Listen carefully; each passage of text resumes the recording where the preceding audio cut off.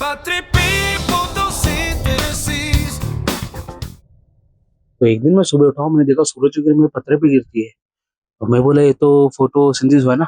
बोला अब तक तो मेरे पत्रे पेड़ उगाया होगा, और ये सोच के लगा मैं पढ़ाई करता हूँ। तो मैं बोला अभी आविष्कार का टाइम है और ये मुझे अपने स्पष्ट नेत्रों से देखना होगा, क्यों करो ना।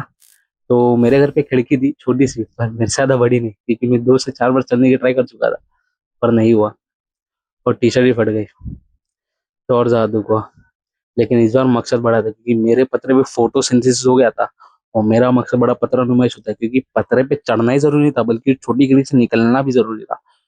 तो मैं बोला अगर मुझे शहीद भी होना पड़े तो मैं हो जाऊँ, या उस आधी खिड़की में फंस के रह जाऊँ और मुझ पे धूप की किरण गिर के मुझे फोटोसिंथेसिस हो जाए तो भी चलेगा, पर कुछ भी करके करना है।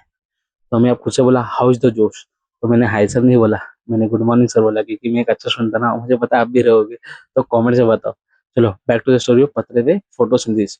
मैं पापा के पास गया और मैंने पापा को बोला पापा मुझे ऊपर जाना है। पापा ने 2 मिनट मुझे देखा और फिर उनकी नजरें गई डायरेक्ट ऊपर। मेरे बेटे को ऊपर जाना है, कहीं मेरा बेटा डिप्रेशन में तो नहीं है, कहीं कुछ गलत तो नहीं हो सकता। मैंने पापा को देखा, पापा ऊपर देख रहे। बोला पक्का पापा ने कुछ तो गलत समझ लिया है, पापा ने ऊपर वाला माला समझ लिया है। बोला पापा ऊपर नहीं पत्थर पे जाना है। पापा ने बोला पत्थर पे जाना है क्यों। मैं बोला अब ये मौका सही है पापा को बताने का कि मैं स्कूल जाता हूँ, स्कूल जाता ही नहीं पढ़ाई भी करता हूँ। बोला पापा अपना जो पत्थर है ना वो स्पेशल है। पापा ने बोला स्पेशल है, ऐसा क्या स्पेशल है, इतने बार तो मैं चढ़ा हूँ, चूहा बिल्ली कचरे से तो मुझे कुछ नहीं दिखा। तो बोला ये बारी सही पापा को समझाने की, मैं पढ़ाई करता हूँ। तो मैं बोला पापा ये बात मुझे स्कूल में सिखाई है।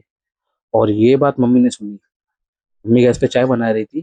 चाय तो बन चुकी थी, लेकिन उसमें थोड़ा उबलते ना, जब तक मलाई ना आ जाए कि लगे चाय बनी है।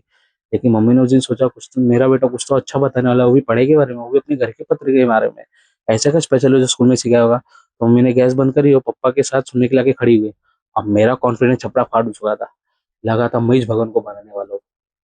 तो बस मैंने थेरी जो सालों की मेहनत से बस सुबह उठ के बनाई थी, बताना शुरू किया कि मम्मी पापा ये बात याद रखना बहुत जरूरी है। ये मैंने इसलिए बोला क्योंकि मैंने आशीष चंचलानी की फोटोसिंथेसिस की वीडियो देखी थी। तो मैं बोला मम्मी पापा अपना जो पत्र है ना वो स्पेशल है, क्योंकि उसमें सुंदर पेड़ निकल रहा है। मम्मी पापा ने पूछा कैसे। अब मैं अपने आप को प्रोफेशनल स्पीकर समझने लगा था, जाकिर खान जैसे, कि लोग मेरे थ्योरी में इंटरेस्ट ले रहे हैं। तो मैं बोला मम्मी पापा स्कूल में बताया था कि जो सुबह की धूप होती है ना वो पत्थर पे गिरती, तो इससे पत्थर में जान आ गई होगी, और अब तक तो उसमें सुंदर सा पेड़ निकल रहा होगा। पापा ने बोला अरे वाह मेरा बेटा तो पढ़ाई करता है।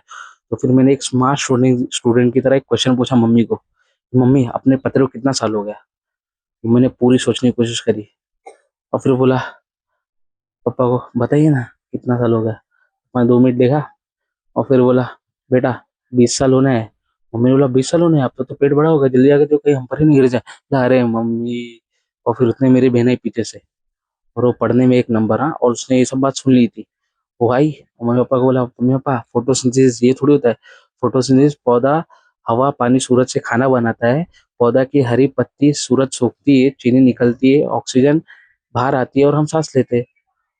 और ये बात पापा ने सुनी। अब पापा की नजर घूमी मेरी तरफ, और अब मैं समझ चुका था कि पापा के हाथों की हवा मेरे गालों को छू के आने वाली है। और फिर वही हुआ, 2 थप्पड़ पड़े। और फिर बोला जाकर पढ़ाई कर, और मम्मी की तरफ देख के बोला इसको और एक ट्यूशन में डाल, क्योंकि ये एक से तो पास नहीं होने वाला है।